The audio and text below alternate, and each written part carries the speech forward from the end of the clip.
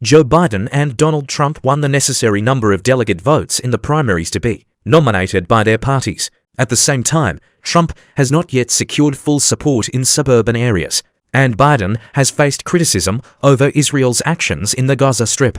After the regular primaries on Tuesday, the former and current presidents gained all the votes of delegates necessary for the long-awaited rematch. According to the Associated Press, on March 12, Joe Biden and Donald Trump won enough delegate votes in the primary elections needed to nominate presidential candidates each from their own party. Now, in the general elections in November, they will face a rematch, for which both the candidates themselves and their campaign headquarters have been preparing for a long time.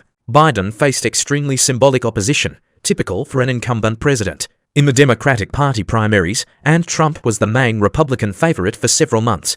Their November fight was brought closer by Trump's decisive victory in Iowa, when Nikki Haley was the only one of all his main rivals. But she also suspended the campaign last week, opening the door even wider for Trump, which was already surprisingly open for a candidate facing serious legal problems. The Associated Press named Biden the presumptive candidate of the Democratic Party after predicting his victory in Georgia, and Trump after victories in the primaries in Georgia, Mississippi, and Washington. He later emerged victorious at the Republican caucuses in Hawaii. Tuesday's results cleared the way for the 2024 election campaign, which will last just under 8 months, becoming one of the longest in modern American history and the first presidential rematch in almost 70 years. Trump and Biden have already shifted their focus from the primaries. In the absence of serious rivals for the incumbent president, his campaign speeches contained not only praise for his own reputation, but also attacks against Trump and the threat allegedly emanating from him. In one statement, Biden said, "I am honored that a broad coalition of voters representing the rich diversity of the Democratic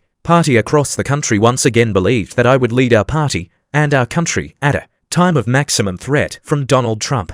And Trump was simultaneously working to eliminate Republican rivals and criticize Biden with his insistence on a quick end to the primaries so that the party could focus all its energy and resources on the November event.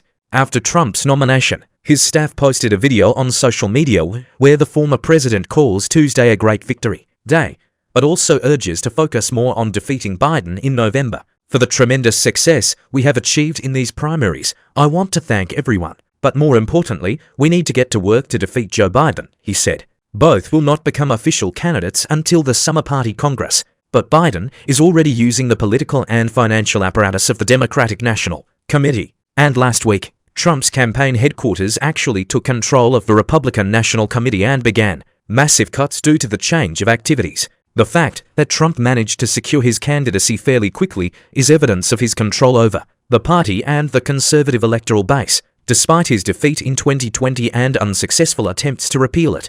A string of disappointing midterm defeats by candidates he supported and 91 charges in 4 criminal cases.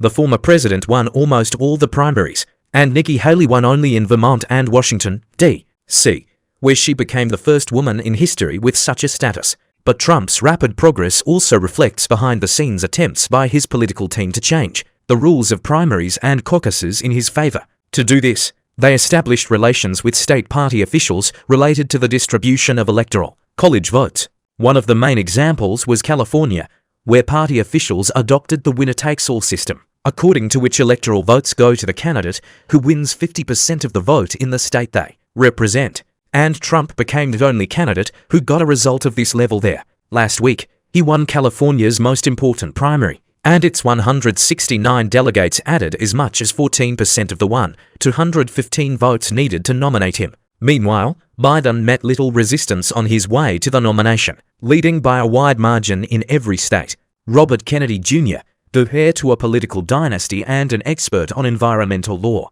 refused to run for the Democratic Party and preferred the path of an independent candidate. Representative Dean Phillips of Minnesota and Marianne Williamson, a writer in the field of popular science, psychology, and politics, gained a minimum of votes everywhere. The strength of Trump and Biden in the primaries may give a wrong idea of the power of their coalitions, which may cause difficulties in November, especially given that in 2020 the election result decided a small margin in just a handful of states.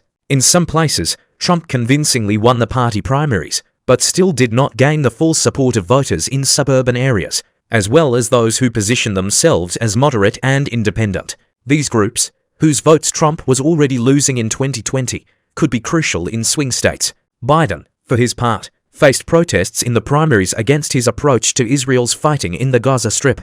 Losing the support of these voters in the fall could weaken the coalition that helped Biden topple Trump in 2020. During Biden's first term, voters constantly questioned his age and track record. Despite improving economic indicators, the president has shown weakness towards key groups, youth, blacks, and Latinos.